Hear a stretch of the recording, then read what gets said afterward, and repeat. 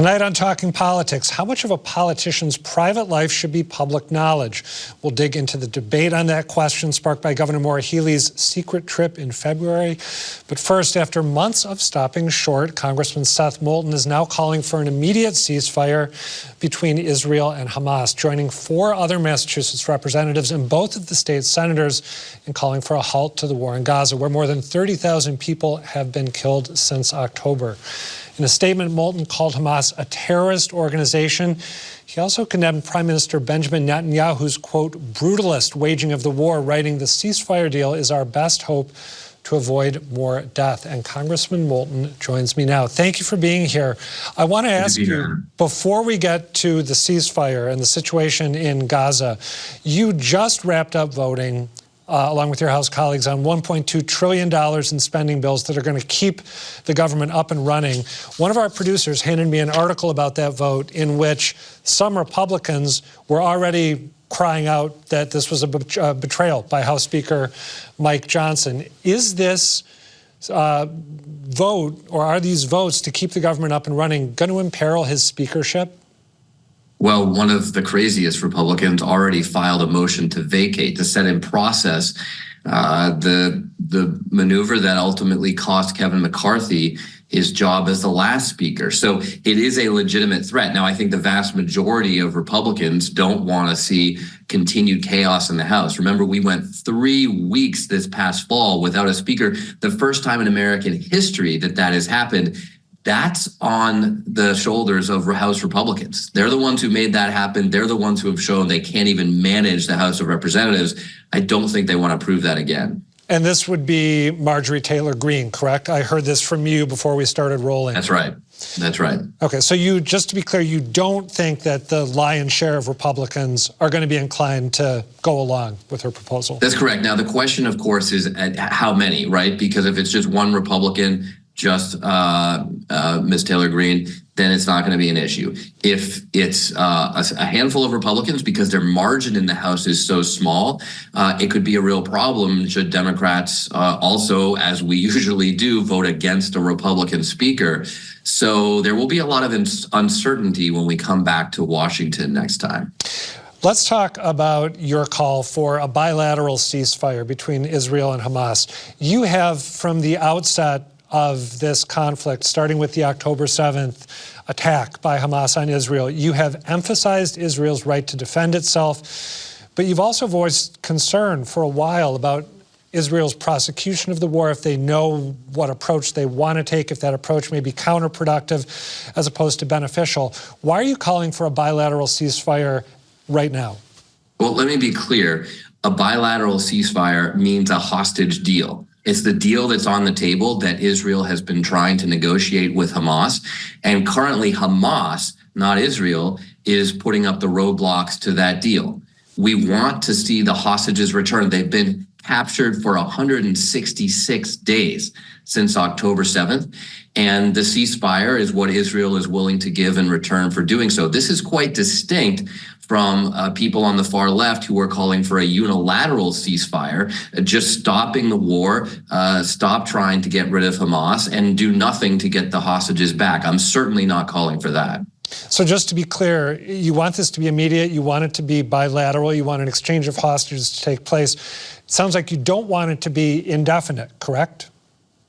Well, look, it should be part of a deal. But at the end of the day, I support getting rid of Hamas. And frankly, that's not only good for Israel, it's ultimately good for the Palestinians as well. There's no peace in the Middle East as long as you have a terrorist organization that uses fellow Palestinians as human shields, a terrorist organization that has the eradication of the state of Israel written into its charter.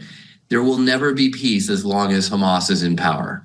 But you also, in your statement, had very harsh words for Prime Minister Netanyahu. We mentioned at the outset that you called his prosecution of the war brutalist. My sense from your statement is that you see the war and the way it's being waged right now as running completely contrary to Israel's own self-interest and also as being waged in a fundamentally inhumane manner. Am I right about that? That's exactly right, Adam. There are massive humanitarian concerns that we can all acknowledge. But my point about how the war is being carried out is that Netanyahu is not winning this war. It is counter to Israel's interests if the way he is attacking this problem ultimately makes it worse. And what we've seen in the latest data that's coming out of Gaza is that support for Hamas is rising. There's a lot of evidence that recruiting has been good for Hamas, that they're actually getting more adherence to the cause than Israel is taking off the battlefield. And of course, throughout the Middle East, a lot of nations, including nations that have been previously working closely with Israel, are turning against Israel because of the way Netanyahu is carrying out this conflict. And that is despite the fact that everyone agrees, at least in leadership in the Middle East, that Hamas needs to go. So it should be easy for Israel to get support for this mission to eradicate Hamas. And instead, because of the way Prime Minister Netanyahu is carrying out this war, it's not going well. He's basically just completely ignoring every lesson that we learned in Iraq and Afghanistan. And that's a huge mistake. I'd like to know if you think that the Biden administration could be doing more to pressure Netanyahu to alter his approach. And before you answer, I just want to read a little bit of a Washington Post article that looked at the Biden administration's strategy when it came to engaging and shaping, engaging the Netanyahu government and shaping the conduct of the war. The Post wrote, Biden's strategy from the outset rested on a central trade-off, that if he showed Israel unequivocal, even defiant support early on, he could ultimately influence its conduct of the war. Some administration officials now concede the strategy is heading toward failure, and in private talks, they voice a striking frustration and uncertainty about how the war will end. Do you think that the Biden administration has failed to do as much as it could? Well, I think the strategy made sense, and I think that it's the right thing to do when your ally is attacked. You stand by a democratic ally like Israel, and you support them, as we always have and will continue to do. And it's also correct that you should try to, help them learn from our lessons and our mistakes, the mistakes that we have made ourselves in the Middle East. The question is really, has the Biden administration found the leverage it needs to ultimately help Israel? I would suggest a nuanced change in approach, that rather than telling Prime Minister Netanyahu essentially to back off, he really needs to say, you're just not winning, and what we want you to win. And everybody is on board with you succeeding against Hamas, but you need to fight a counterinsurgency campaign. That means you support the civilian population. You don't persecute them. You you do the maximum you can to surge humanitarian aid. You do everything you can to limit civilian casualties. And from the very beginning, you have to have a political endgame that not only Israelis, but Palestinians as well can believe in. You have to have people buy into that future, or else you'll lose everyone in the process. It's probably worth reminding people here that you are speaking, among other things, on the basis of personal experience as a former Marine who served in Iraq. So I just want to... It's important because for all the problems with the Iraq war, and I was a quite vocal critic of the Iraq war at various times, but for all the challenges, the political solution, the political endgame was very clear. We wanted the people of Iraq to democratically elect a government. And we all knew that that's the future we were fighting for. It was something that Iraqis could ultimately buy into. And that's how we ultimately, through a lot of mistakes along the way, got to a point where that's exactly what the Iraqis got. And Iraq is it's not perfect, but it's relatively peaceful and democratic today. Back to House Speaker Mike Johnson for a moment. He has said that he wants to invite Netanyahu, Prime Minister Netanyahu, to address Congress. He said he was open to having him only address the House. Now it sounds like Chuck Schumer is open to it being a joint address, and like the Biden administration would be looped in.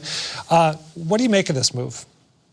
Well, I think the Speaker Johnson is once again playing politics with Israel, and he's trying to set up this partisan issue between Republicans who are unequivocally supporting Prime Minister Netanyahu and Democrats who, at least in my case, are trying to really fundamentally support the state of Israel and what the goals are for peace in the Middle East, even when Prime Minister Netanyahu makes those goals harder to achieve. So if you really want Israel to succeed in this conflict, conflict, you have to understand that they need to change their strategy, and simply doing everything you can do to double down on support for Prime Minister Netanyahu is not ultimately going to be in Israel's interest. So look, I'm completely supportive of having foreign leaders come and speak before the Congress, but this is more complicated right now. And Prime Minister Netanyahu, a historically unpopular prime minister who is facing, whether it's imminent or sometime in the near future, we don't know, but is facing a vote to kick him out of that seat and get a new government. I just don't know that the timing is right to have him come to Congress. If he comes, I'll listen to what he has to say, of course.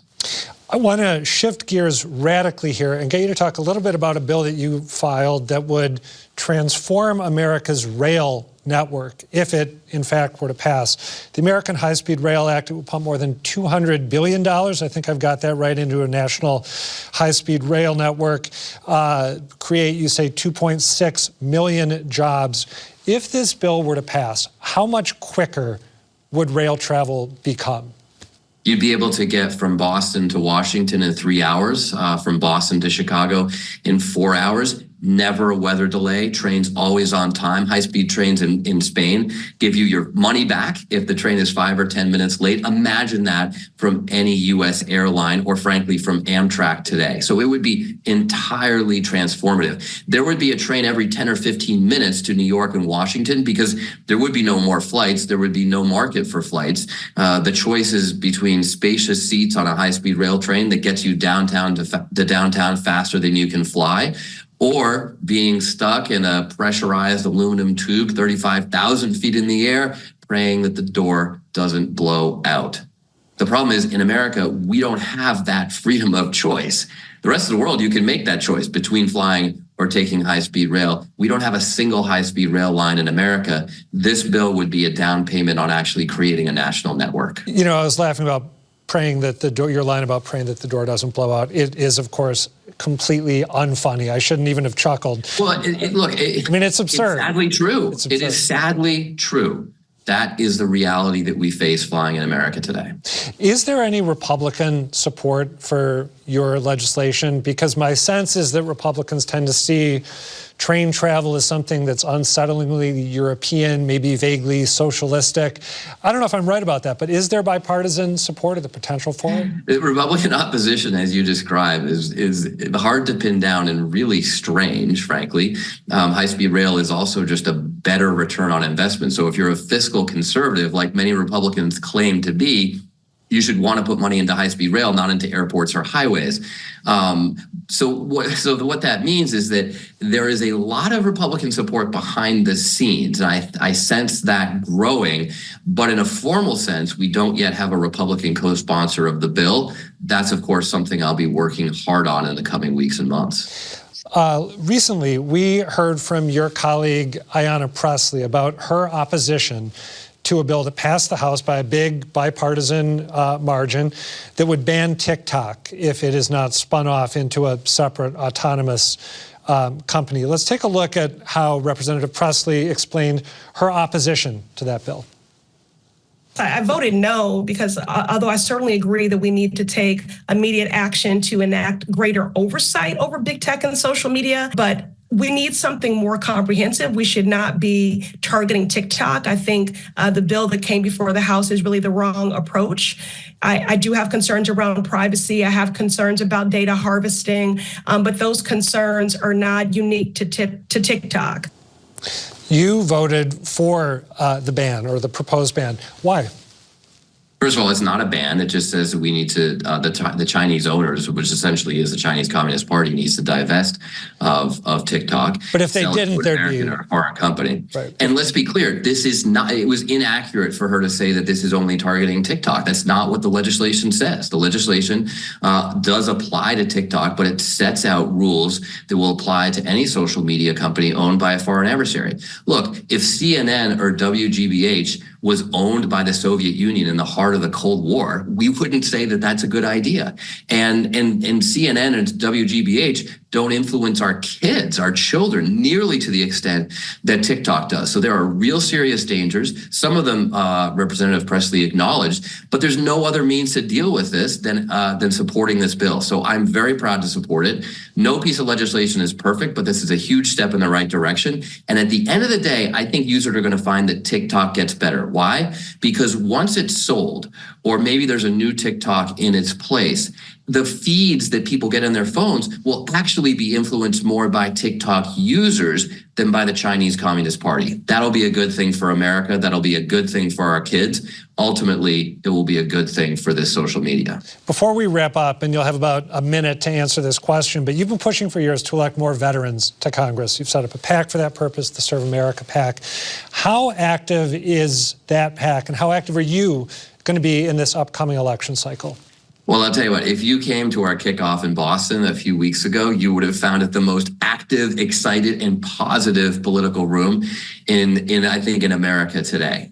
It was an incredibly diverse crowd, young, energetic, but also some old hands in politics. We had a number of elected officials there, all people who say we need to hold the line on democracy in the face of a possible Trump presidency. That means winning back the House. That means an end to this Republican dysfunction. And we're going to do it through some amazing leaders who know what it means to serve the country.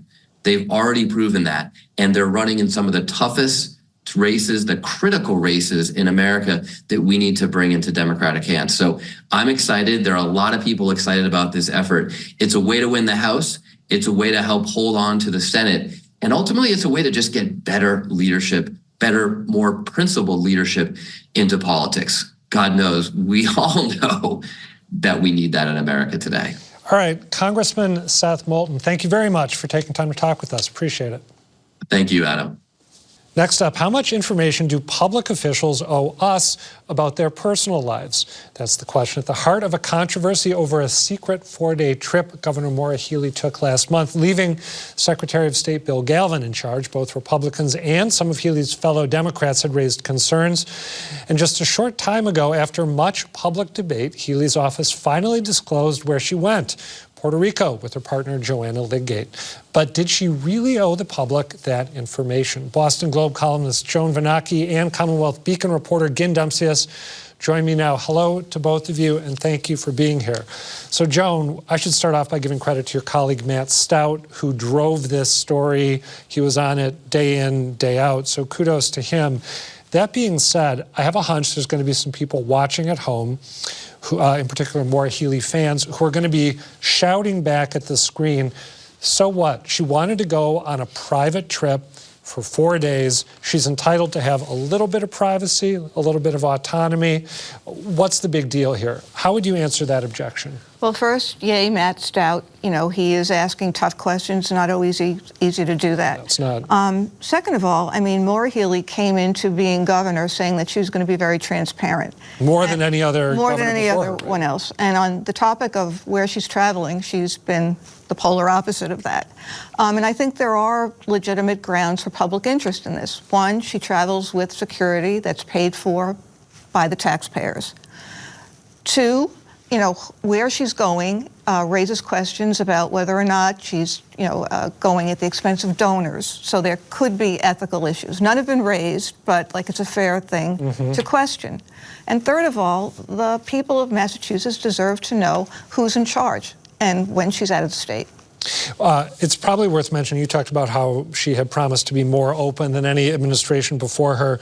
She said late last year that she wasn't going to disclose the detail of any travel before it occurred, citing security concerns, and then said she would disclose it after the fact. And then she carved out this exemption for personal travel. Also, when she was campaigning, worth reminding people, she said she would not claim an exemption from the state's public records law, unlike previous governors, and now she is.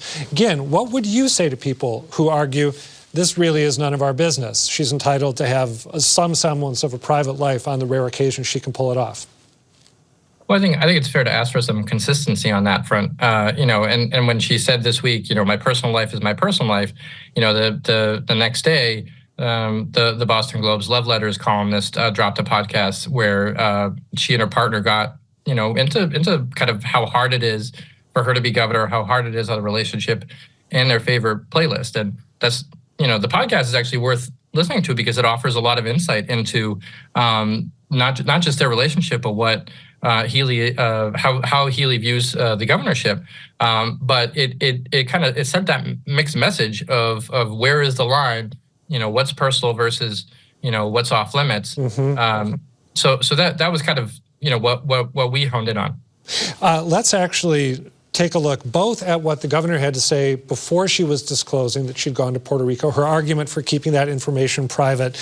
And then immediately after that, let's take a listen to a bit of the podcast that you just mentioned, Gin, because I agree there's a real strong contrast there and also keen insight in that podcast into the intersection for Maura Healey of the personal and political. So first, let's look at her justifying keeping this info private, and then we'll hear a bit of the podcast.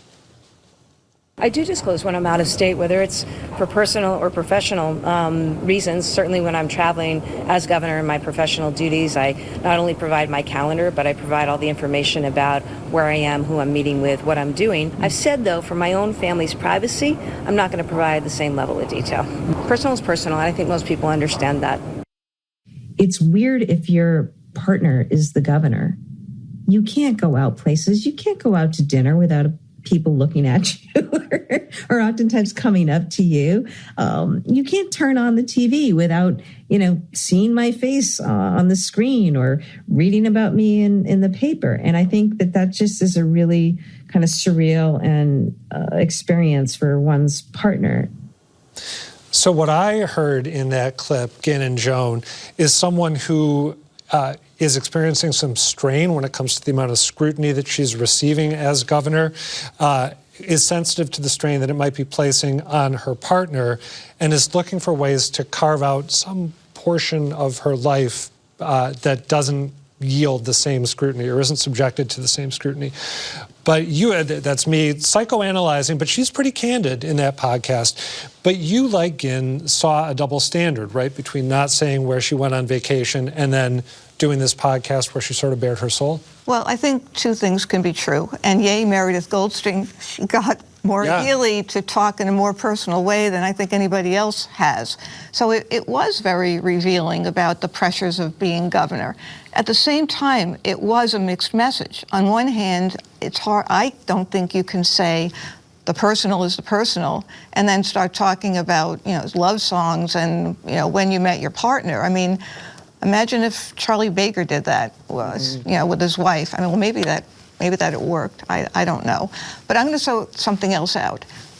In the world of Trump, where he has broken all the rules, where, he can shoot someone on Fifth Avenue and his supporters are still with him.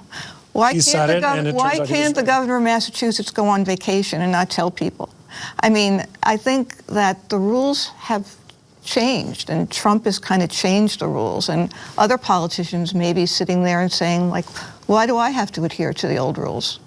That's interesting. You mentioned Charlie Baker, by the way, and before the cameras started rolling, you were, I believe, reminding me, I'm not sure if Gin probably remembered this, I did not, that Governor Baker had gone on a trip and we didn't know where he had gone right before the COVID epidemic started, right?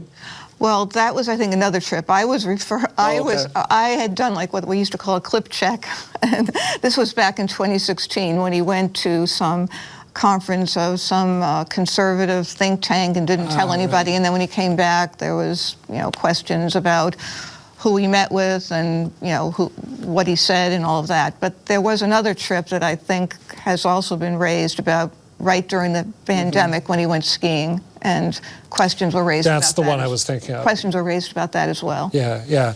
Again, when Governor Healey was on this trip in February, a group of neo-Nazis protested outside her home in Arlington. Isn't that another argument in favor of the approach that she was taking before she finally disclosed, namely that whether it's her going somewhere out of state and having people possibly stir up trouble at that destination or stir up trouble while she's gone near her home. As Joan said, we live in unusual and sometimes frightening times, and there may be a genuine, as the governor suggested, security consideration at play here. Sure, and certainly, it's something that's been brought up, in conversation before about, in the age of Trump, political violence is much closer to the surface. So security is definitely a consideration. I think what the Globe was asking for was this information after the fact, not necessarily trying to get it in real time, but saying like, okay, so you went on this trip. Can you tell us a little bit more about it?